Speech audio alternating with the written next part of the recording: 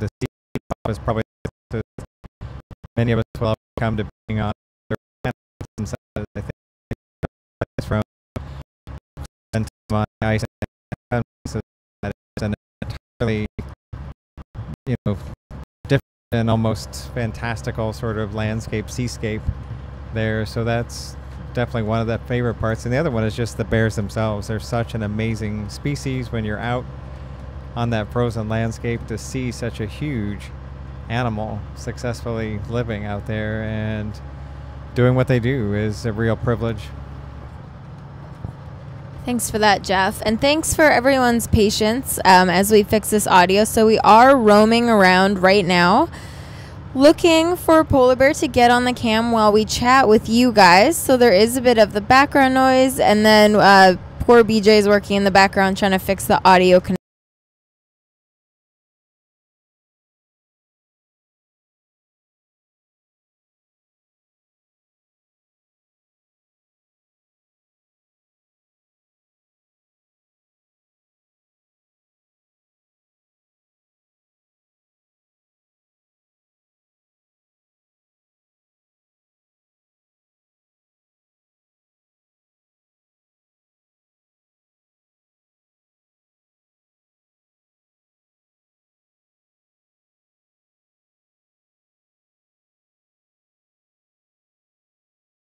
Myself. There's one project going on there called Sea Ice Ecology Project. And it's looking at, oh, checking my sound. Looking at the whole ecosystem and how bears can kind of act as ecosystem and bears and they're dragging these ice, them, all these extra nutrients and calories up on the sea ice. We're just going to pause for a second and you can hear us because it looks like we're on highlights right now. So just bear with us while we figure this out.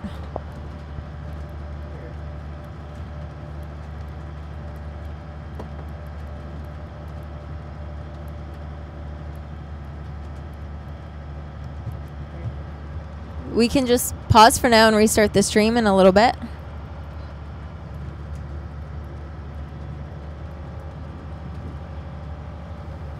Yeah, maybe we should douse the stream and we'll bring it back up here in just 2 minutes. Cool. Yeah, sounds good. It looks like we're on highlights anyway, so perfect. See you soon if you can hear me.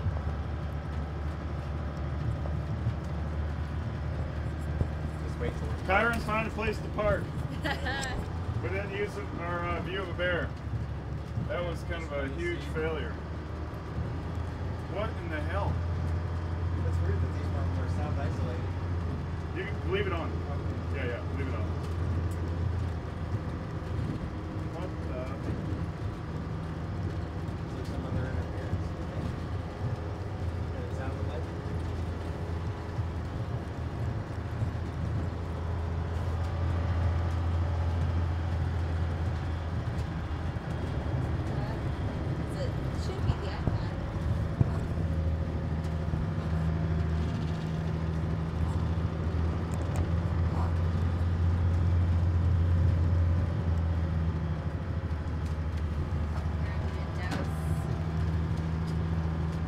Yeah, if anybody can hear us on that end, we're just working out some technical issues. Apparently driving and broadcasting is not the easiest thing to do.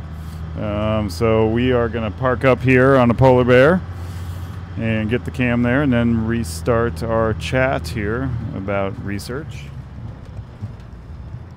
So just bear with us here for a moment.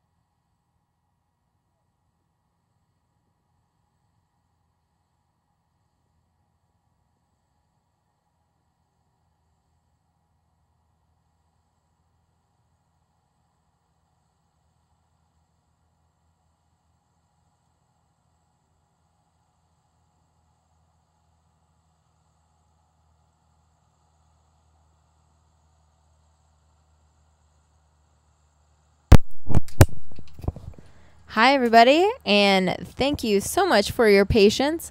This is Elisa McCall on Tundra Buggy 1.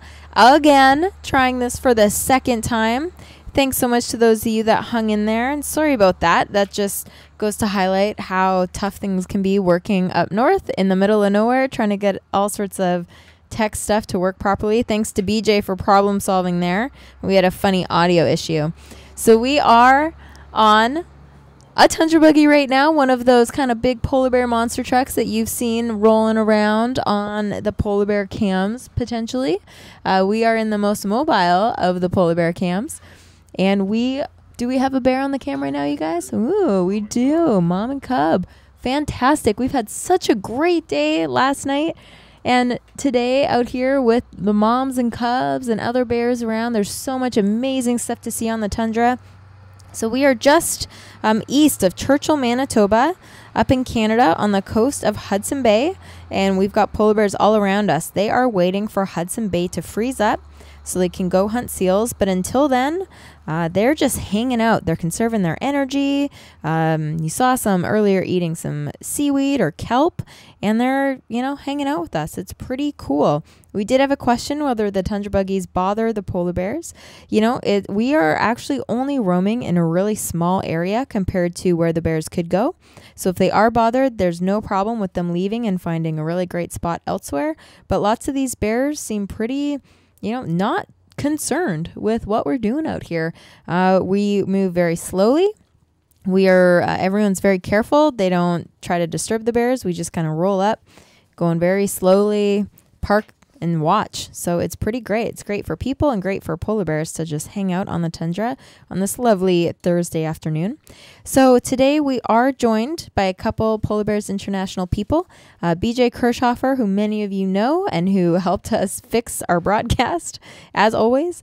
And then Jeff York, who is PBI Senior Director of Conservation and has just decades of experience working with polar bears. So today that is the theme, working with polar bears. We just wanted you guys to know a bit about what PBI does. We do our own research. We support other research.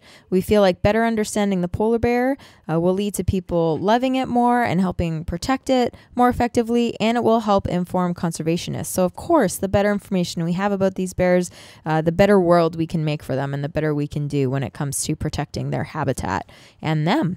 So we do a lot of pretty cool stuff that we're going to get into. As always, please do let us know if you have any questions. We're happy to answer. And we are here for the next few weeks at least during the polar bear migration. So if we don't get to a question today, we definitely will before the end of the season. And I'm looking at this. Yeah, the cam is looking just great. So we did cover a couple things in our last kind of choppy segment that we tried 20 minutes ago. But maybe we can do a real quick recap. I thought one neat way to start would be by highlighting something that's going on right here, right where we are and right where we sleep at night. And this is a project that BJ and Jeff are leading, and it's pretty darn cool. BJ, would you mind telling people a bit about it? No problem. So a quick recap is we're working with, kind of a fun way to describe it would be a polar bear radar.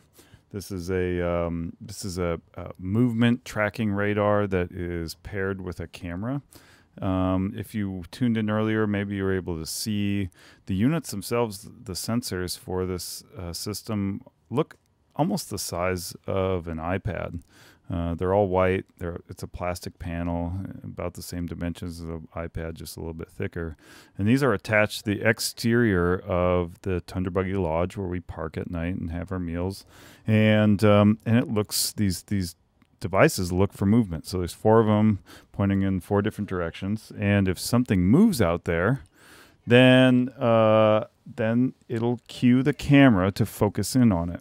Simultaneously, there's a Google map that you're able to log into, and it'll show you where the item is that, or the object is that's moving out there. So you can kind of get this top-down perspective of what's happening where, and then the camera helps you verify what that movement is. There's also a bunch of information that comes back, like, how big is this object? How fast is it moving? How fast is it moving relative to your position? So like towards you or away. So it's a really neat project. This is being sponsored by Hogle Zoo, and we've received also some in-kind support from Spotter RF, the manufacturer of this. as well as Milestone Systems, who does the recording in the background. So really neat project, and really the goal is to try to have better tools to protect communities in the north from polar bears, incoming polar bears. And so what's neat about this tool is it works in all weather, and it works in all weather, and doesn't get maybe observer fatigue. So very cool.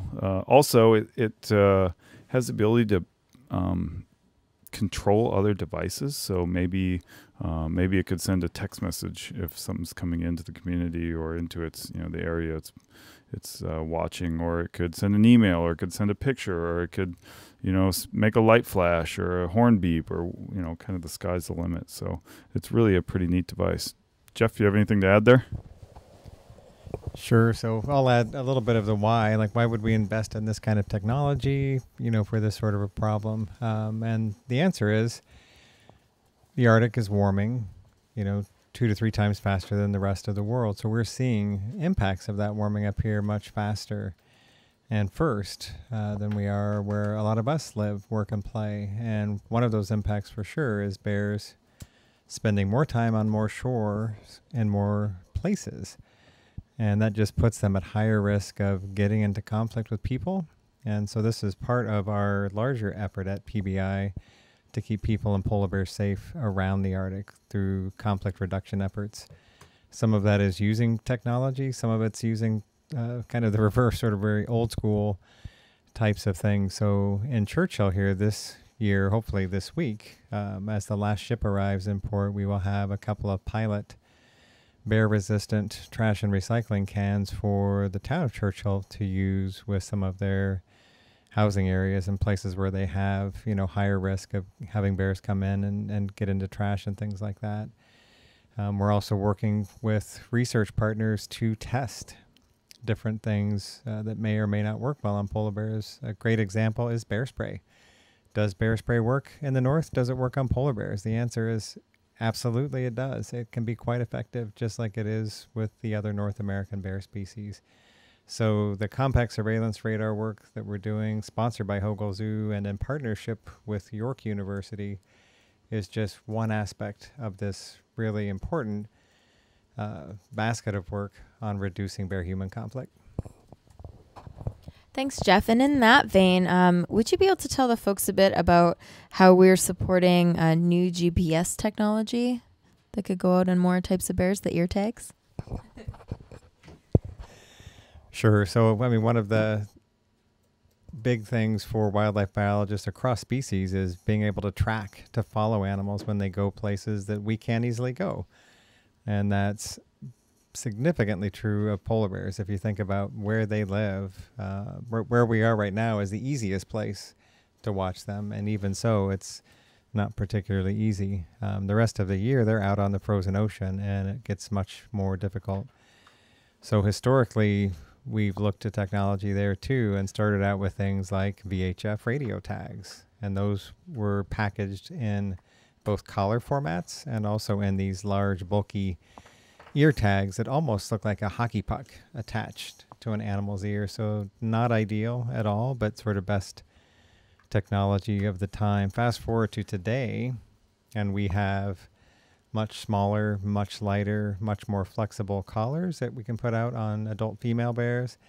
And, working with partners, we've been able to miniaturize GPS systems and put them in a really small form factor to go on a polar bear's ear. Related to that, and something that we're also kicking off this year in partnership with 3M, the people that brought us Post-it notes and Velcro, is to take that one step further. When you attach an ear tag to a polar bear's ear, you're still attaching something. What we'd love to do is have a reliable method to adhere a tag on an animal just using a medical grade adhesive or possibly a physical attachment that would work like fur Velcro, if you can imagine that. So that's a really exciting start with 3M. And we hope to be able to tell you more about progress in the coming months.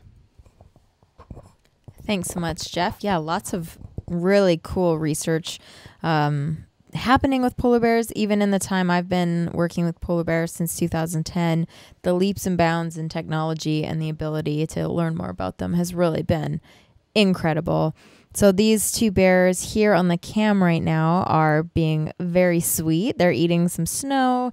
You'll see them sniffing around quite often. One of the questions we had was about what are they smelling in the air? Can they smell you? It's possible, yeah, depending on the wind. Oh, BJ wants to add something. I haven't had a shower in a few days, so I'm guessing it can definitely smell me. Yeah, we also we had some char salad sandwiches for lunch, so maybe that could be part of it. But, you know, polar bears do have an amazing sense of smell, especially when the wind is right. They can absolutely smell, nice things from a long ways away. They probably are getting a lot of sensory overload in their noses, but they know, if it doesn't smell like a seal or it's something good to eat, then it likely isn't something they're really going to go after. But, you know, you do see them hanging around the lodge, the Tundra Buggy Lodge. You'll see them on the lodge cams and near us, and you often see them navigating with their nose and kind of finding their way around their environment. And you'll see them here on the camera right now. You're watching them sniff the ground. Often you'll see them sniffing each other's footprints. Maybe they're getting a bit of information from the bear that went ahead and whether they should, go the opposite direction or whether it's safe. Especially moms with cubs will often try to avoid the big males. So you check out those interactions and what you're seeing the polar bears do on the cam. Lisa, just looking at these two bears, do you think they're related in any way? Why would these two bears be hanging out? Yeah, it's very likely they're related. Or do you think they're a mom and yearling? Is that what we're seeing here? Yeah. So we think what we have here is a mom and yearling. Now, a yearling cub, especially if a male, can be getting pretty close to the size of mom. So these two bears are definitely related. You don't often see bears that aren't related hanging out this closely, though of course it can be hard to tell sometimes and we're best guessing, but generally any bears that continually are hanging out with each other in this area are going to be likely mom and cub, and of course cubs with each other. So now we're watching her dig a little bed. We might see this family lay down here in a moment, or she just smells something really good. We'll find out in a second here. So we do have some questions coming in. Jeff, I'm going to throw you some questions, interview style. People are wondering, what is the wild population of polar bears? I'm guessing they mean what's the population size of wild polar bears. And right now we'd put that at around 26,000 with fairly high confidence intervals. So what that means is 26,000 plus or minus, 2,000 to 3,000 there. So it could be quite a bit less. It's not likely to be quite a bit more there. The population estimate we have is conservative on the high side. Thank you, Jeff. Is it true that each year it takes longer for the ocean to freeze over? What we know for sure with the sea ice, as far as sea ice extent, is we're seeing record low sea ice extents. The last record-breaking one was 2012. Interesting, this year I think we were only the 6th lowest on record.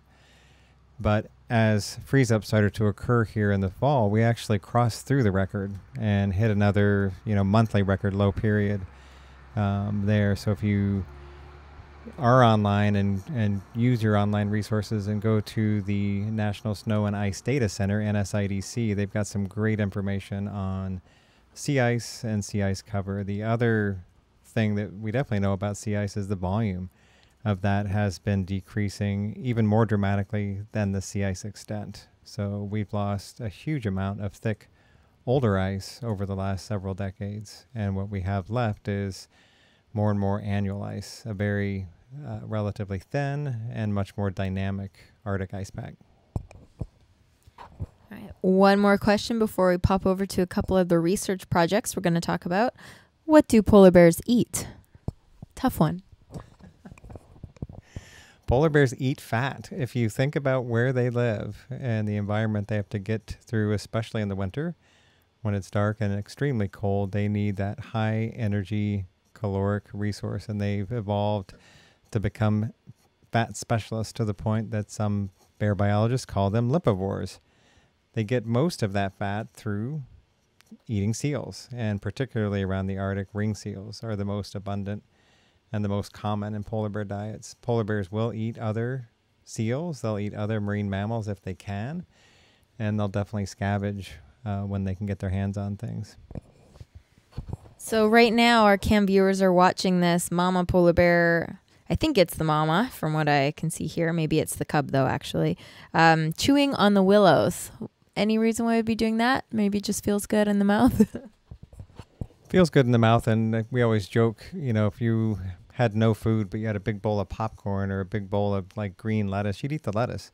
It might not get you through the year. It might not get you through a month if that's all you're eating. But if that's all you have, you'll still chew on that for something to do. And we see that with polar bears. It's interesting up here, and we also note this in other parts of the Arctic. Polar bears will key in on kelp beds that are along the shore and dig down and sometimes consume a fair bit of kelp. And the thought is while not getting a lot of calories, they may be getting other nutrients from that kelp. And it is filling your stomach. Well, thanks, Jeff. That was great. So one thing we kind of tied into that and that I did mention earlier, but I want to loop back to, is that there is a project that happens every year in the spring in this area on the sea ice, and it's part of the Sea Ice Ecology Project out of the University of Alberta. And that project is looking at polar bears, but also how they fit into the broader ecosystem, which is pretty cool because, of course, it's not only polar bears that rely on sea ice. Sea ice is kind of like the soil is in a forest. It's growing the base of the food chain, and there's all sorts of stuff going on underneath, but also above. So this project, in a way, it's looking at how polar bears can act like ecosystem engineers. Polar bears pull up seals from below the surface of the sea ice, pull them onto the ice, eat them, and then leave potentially an abundance of calories or just some nutrients on the sea ice. And then we see Arctic foxes come in and eat some of that stuff. We see different birds come in and pick at it, and how, who is actually eating these polar bear leftovers. So this spring, there's going to be a pilot project where there will be cameras set up near seal holes with the hope that we can capture some of this on camera. We're going to call it the Scavenger Cam Project. It's run out of the University of Alberta, and we could potentially learn a lot more about what's going on the sea ice. It's so difficult to know what goes on out there in the winter. It's dark, it's remote.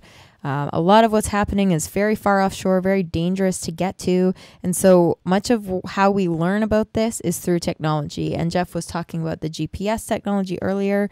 That's one of the big ways we know what polar bears are doing in the middle of the winter.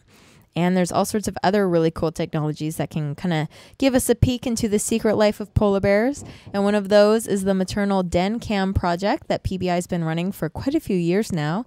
BJ, would you mind talking a bit about that project? Yeah, no problem. So this project was started back a long time ago with Steve Amstrip and Jeff York and Tom Smith at the USGS in Alaska. And what they were looking at is what happens. I guess initially the question was had to do with disturbance at the den site. What constitutes disturbance, and are they disturbed really? And we've moved that, or it was moved since then, into just what happens at the den site. How long do moms and cubs stay? When do they leave? How many cubs do they have? How big are those cubs? I mean, a lot of information. There's a lot of questions that we can answer there by observing what's happening at the den site. So that project ran for many years in Alaska, and several years ago we moved it over to Svalbard, Norway, and we're working with the Norwegian Polar Institute, and San Diego Zoo and Polar Bears International have all come together with several funding sources that I'll have Jeff help me out with here. But the project is, again, the same, where it's where we're looking at what's happening at the den site. How big are these cubs when they're coming out? How big are they compared to mom? Also, the bears we're looking at in Svalbard they're all wearing collars that have accelerometers built inside. And these accelerometers have been picking up all kinds of data over the years, but we don't exactly know what behaviors are tied to what data the accelerometers have gathered. So a company maybe like Fitbit or Apple has spent a lot of time saying, If the Fitbit does this, the wearer must be running, or must be walking, or must be biking, or must be swimming. Same thing with your iPhone. I don't know if you kind of page through the health tab there, can tell you how many stairs you've climbed, how far you've walked in a day. A lot of that information is coming off your accelerometer along with the GPS. And so polar bears almost have like, this Fitbit built inside their collar, but we don't exactly know all of what the information is. So part of this project is to decode that, because now we've got a camera set up in a known place with a polar bear, and we can tie all that stuff together. So, but of course, this is expensive work, and we've got many funders that are helping us out, and I'm just going to pass it over to Jeff and put him on the spot. Sure. So the new work we're doing in Svalbard is funded by a consortium of donors, and some of the primary ones are Yorkshire Wildlife Park, Owen Hahn Zoo, and San Diego Zoo. For sure, we have a lot of other partners involved there as well, but those are our three main ones, and our partners in San Diego also work with us in the field. San Diego Zoo has a conservation research center integral to that facility, and they do a lot of fantastic ecology work. They've done a ton with pandas, and they're doing more and more with polar bears, and we love working with them. Thanks, guys. Yeah, that is such a cool project. We do have a couple more questions coming in that I'd love to get to. First, for those that are just joining, Jeff, I was wondering, would you be able to tell the viewers, anything about that family, or just if we see a mom with a yearling right now, what can you kind of tell us about that cub's age or what they might be doing right now? Anything. Sure. So it's always good to see yearlings. When you look at cub or polar bear survival writ large, there are hurdles that they have to get through, and making it through that first year is one of the big ones there. So this is a successful mom. Looking at her shape too, she's in excellent shape for this time of year, as is her dependent young, her cub that's with her.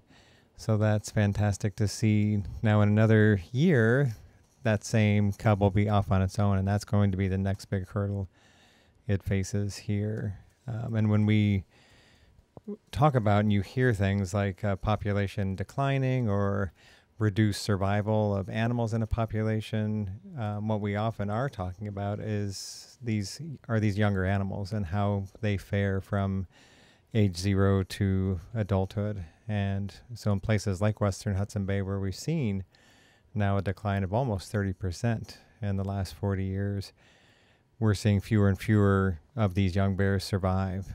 So it's great to see here a really healthy mom and a really healthy cub. In that vein, we got a question, and it's I know it's a hard one to answer, but what is the percentage rate of cub survival in polar bears? I know there's not really like one straight answer. There's not. It varies depending on year, and it varies depending on region. So we've seen cub survival rates as high as sort of 60% in good years. And so if you think about that, that still means 40% aren't making it. So it sounds great, but it just shows how tough life is in the wild and for polar bears. And then we've seen it down in the 20s in places that aren't faring well. So that's getting into the zone that we don't want to see. It's definitely getting into the zone where we have long-term declines in population if that persists. Thanks so much. And kind of in that vein, how does polar bear hunting fit into this? Because that is something that happens in the north. Is it illegal in this area? So yeah, that's a good question that somebody typed in. Polar bear hunting is illegal in Manitoba. There are laws on the books, so you can defend yourself if need be, and you won't be arrested for that. But there is no legal harvest here in Manitoba. Now, immediately to the north, and here, if you've been watching the cams, anytime you see water, that's no longer Manitoba. That's the government of Nunavut, and there is legal hunting in Nunavut to the north of us there, and then in several other Canadian provinces and territories. For sure. There's also legal hunting in Alaska and legal hunting in Greenland.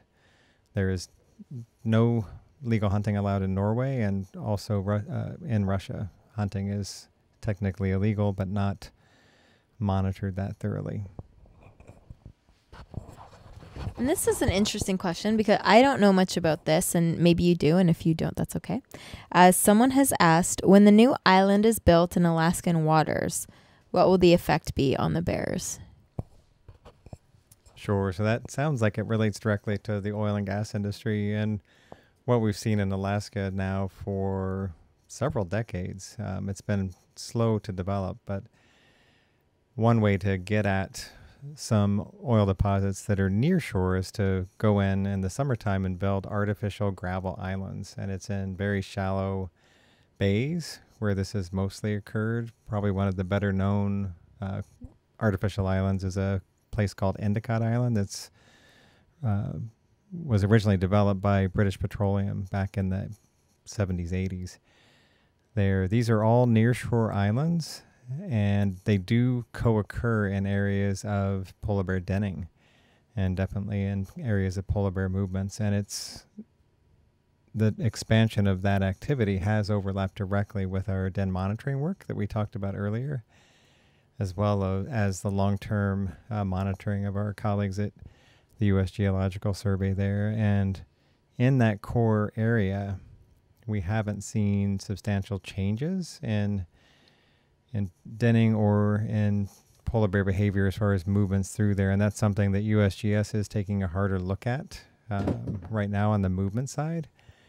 And it's something that we're all taking a look at relative to not so much expansion of these offshore or nearshore islands, but expansion of oil and gas industry into the Arctic National Wildlife Refuge, where there is a higher density of denning by polar bears.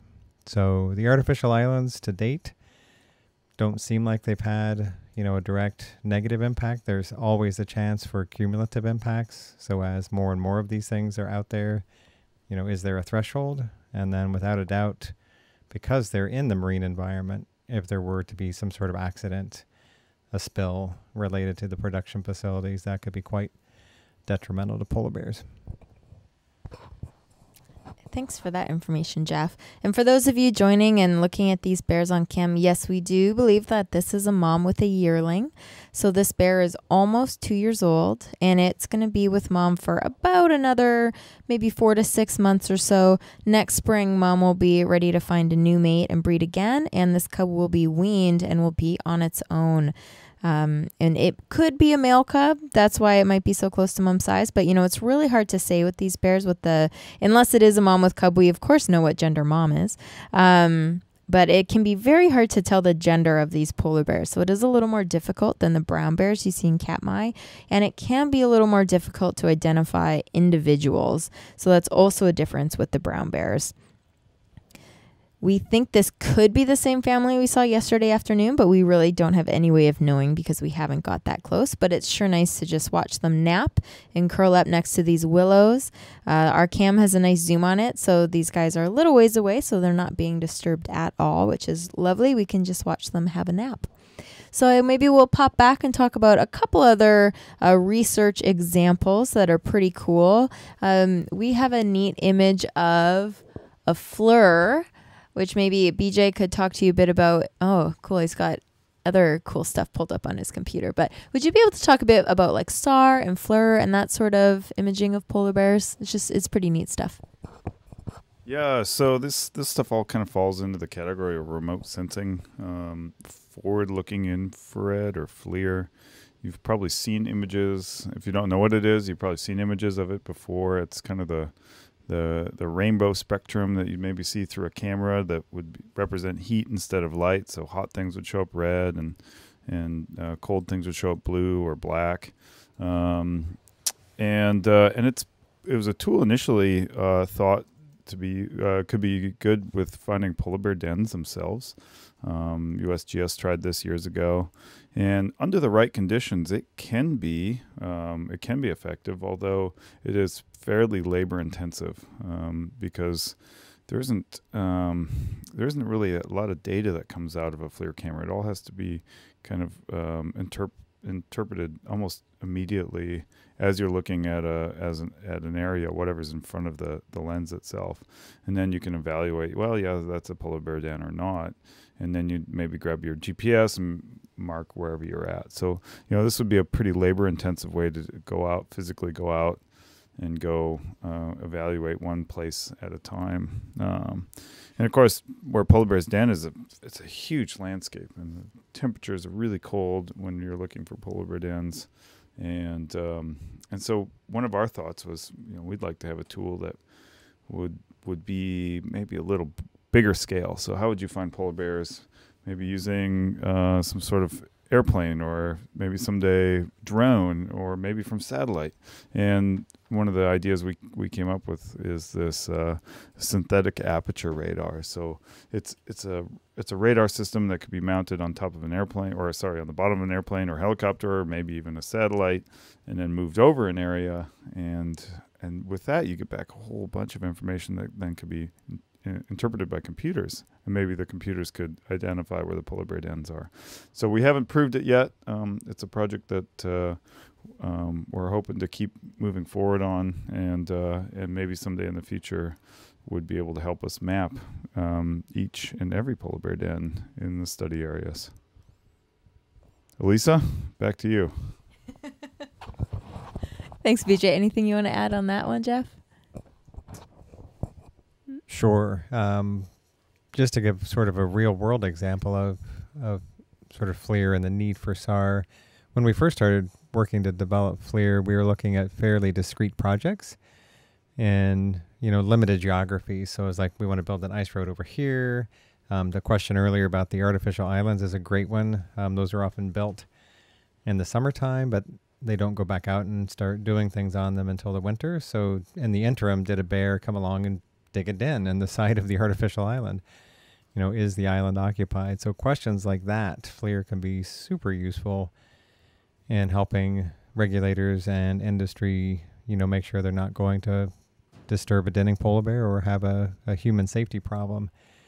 What FLIR is not particularly suited to are large-scale projects that are occurring across a huge geography, where you need to assess where polar bears might be denning in real time over that large geography. And a great example of that, again, is, the current discussion and plans around the Arctic National Wildlife Refuge in Alaska, where there is a proposal to go in and do some fairly extensive seismic testing. And right now, the means being proposed to make sure that polar bears aren't disturbed in denning is to go out and do, apply FLIR on this huge scale, and it's just not suited to do that in an efficient way or an effective way there. So there is this strong need to develop the next generation of technology in den detection, and SAR seems to be the most hopeful right now.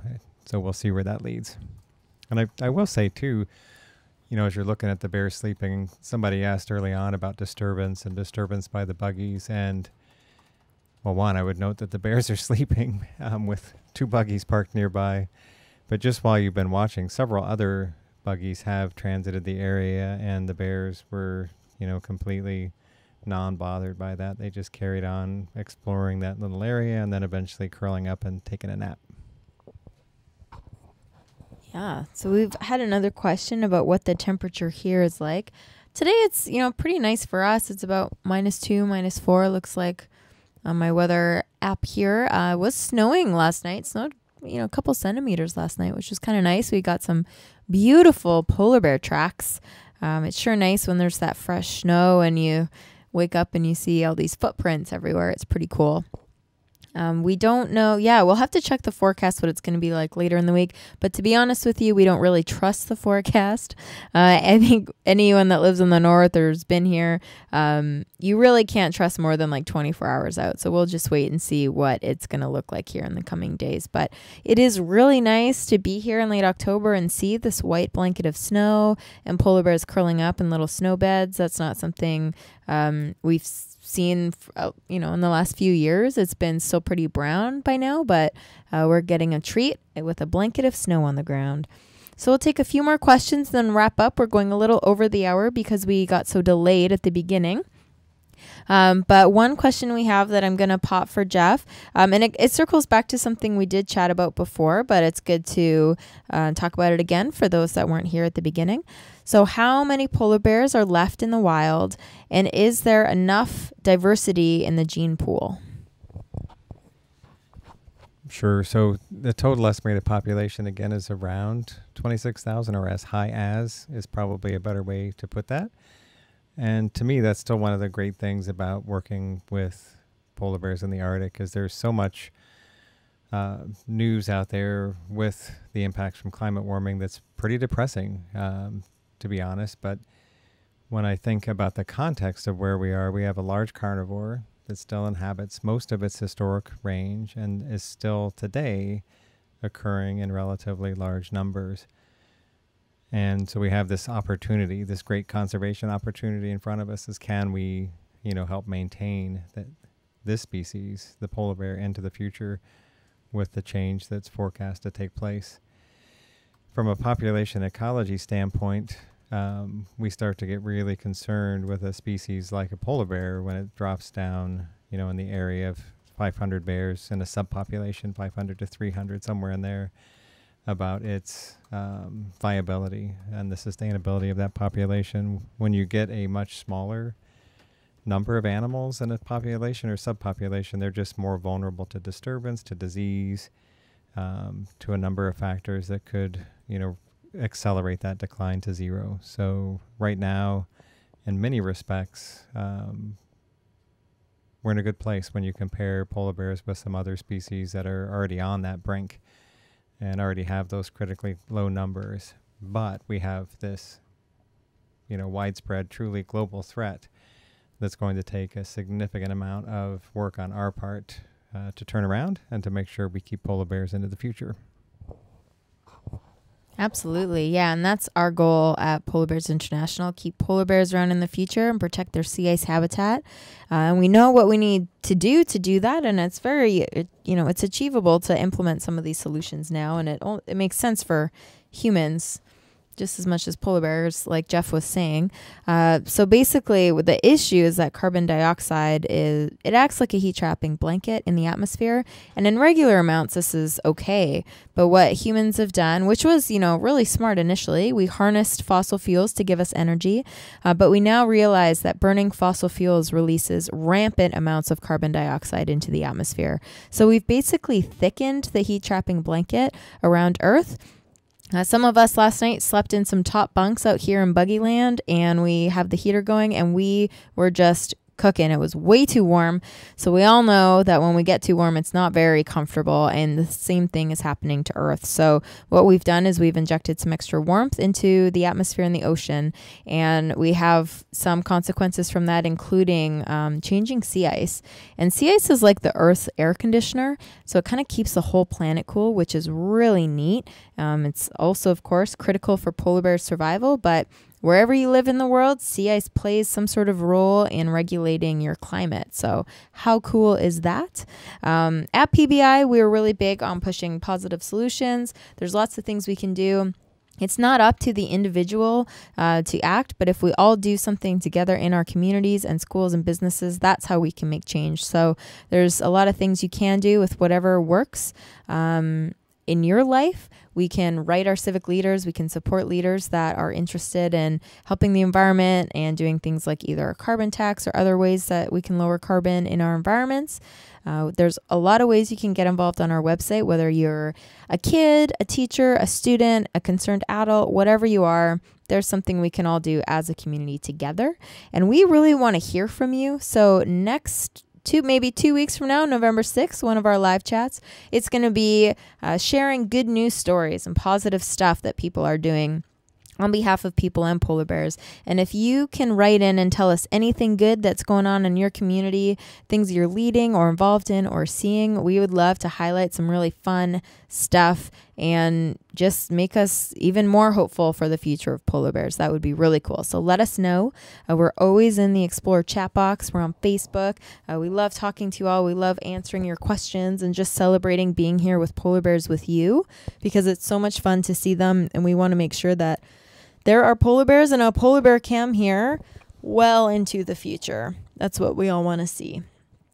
So we have another question. Someone who's brand new, which is great. We love having new viewers, even though we also love our old viewers that come year after year. Thank you, everybody. Once the sea ice forms, does the cam activity go down? So this cam will go down. Buggy 1 will be active all fall until the polar bears leave. And the lodge cams will also go down because the lodge will be pulled back into town so that it's not just sitting out here on the tundra when there's no polar bears around. But we will have the Cape cams going all year. And maybe BJ could talk to you a bit about what is available when the polar bears are gone. Yeah, so like Lisa mentioned, once the polar bears head out to the sea ice, the buggies will all go park in town. So, of course, the Buggy 1 cam will go down and the lodge cams will go down. But here in the Churchill area, we'll continue with the Wapas National Park Cape cameras, and hopefully we'll be able to keep them up for most of the winter. We put a brand new wind generator out there, and we cleaned up the solar panels that are out there. And so fingers crossed, Jeff just crossed his fingers there. Hopefully this will stay up all winter. There's actually, you probably heard this if you're a lover of the Cape camera. You've probably heard the wind out there. It's almost ever present. And so we're hoping that wind generator is just going to keep our batteries charged through the winter. And of course, the Northern Lights camera. Just about the time that the bears start heading out to the sea ice, that's when the skies really clear up here in the Churchill area. And, of course, it's getting darker and darker. So it's going to be a great time to tune into the Northern Lights camera and see if the Aurora Borealis comes out. Maybe we could give a quick shout out to the Beluga cam since we have the Beluga driver on board. Kyron also helps us drive buggies on the weekend, so he is here, but we will give a quick shout out to the Beluga cam that will happen in the summer, so you never have to go too long without a little bit of Churchill. So check out that. I think there's some highlights on explore.org, so every July and August you can watch live belugas in the Churchill River, and sometimes we do get glimpses of polar bears too, which is pretty cool. The belugas also just have a lovely singing voice, and you get to hear them serenade underwater. And it's just really, really fun. So thank you all. I'm just looking at a couple more questions here, and I'm going to see what else we've covered. Yeah, we covered a lot. So polar bear research is really great. Maybe I'll just wrap up. Last question for each of Jeff and BJ is what's your favorite thing about working with polar bears? So Jeff gets to answer this again. I asked him earlier today. So I can change my answer now. Yeah. One of the things I love about watching polar bears, which during my career I wasn't able to do very often because we're out actively looking to catch and handle them, so they're often responding to us, but is the rare chances I've seen polar bears play. And it's just cool to see, these large animals that can be quite dangerous to people expressing a very different side of their personality, both young and old. So that's always been fun to see. And I enjoy the challenge of working with polar bears. I think just about everything is difficult. The weather is always a pain, the temperatures are always a pain, and just getting, whatever you're working with yourself, your tools, your equipment, everything to the place is a pain. So it's full of challenges, but yet a lot of reward and a lot of fun. So yeah, that's my answer, Lisa. Good answer. And for me, I think it would be, we spend much of our year, and PBI does work year round. And like you heard today, we've got research projects that go all year. But we're on our computers often. We're in our offices. We're working from our homes or with our colleagues, and that's all great. But when you get out into the field and you're working with the bears, you can just get such a renewed appreciation for their lives. I mean, we have, like BJ said, everything is hard up here and it is so cold, and we have to just think through everything about what we're wearing, how we're going to stay warm, what happens if we get stuck, what happens if something breaks down. It's crazy. And then you see these bears that are just thriving and loving the ice and the cold and making a living on this crazy dynamic sea ice environment that's moving, and it's just amazing that they do well up here, and we want to make sure we protect their habitat for them, even if it's super harsh for us to be in. It's a pretty special place. So thank you so much for joining us today with Polar Bears International, talking about working with polar bears. For any of these research projects, you can go on our website, polarbearsinternational.org, or on our Facebook page, and there's all sorts of blogs and images from all these projects, and we're happy to post more information about them, and then answer any more questions you have about what we're doing, whether it's the radar system or the 3M adhesive tags or GPS technology or maternal den cameras. We get to do some pretty cool stuff all on behalf of polar bears, which we all love. And we're going to continue to sit on these bears for a little while too. So those of you watching the cam, we're watching a mom and a yearling cub right now. So we're going to hang out. Even though we sign off, we're going to still keep an eye on any questions coming in. Like I said, check out our website. There's also ways to get involved in polar bear conservation on our website. So make sure that you look at those. Thanks so much to Explore.org, as always, for helping us pull this off. We couldn't bring polar bears to you without Explore, and also Frontiers North Adventures, who owns Tundra Buggy and who give us Buggy One to drive around in all fall and bring polar bears right into your living rooms and schools wherever you are. So thanks to our viewers, too. You guys are the absolute best, and we'll be talking to you really soon from the tundra. Have a great afternoon.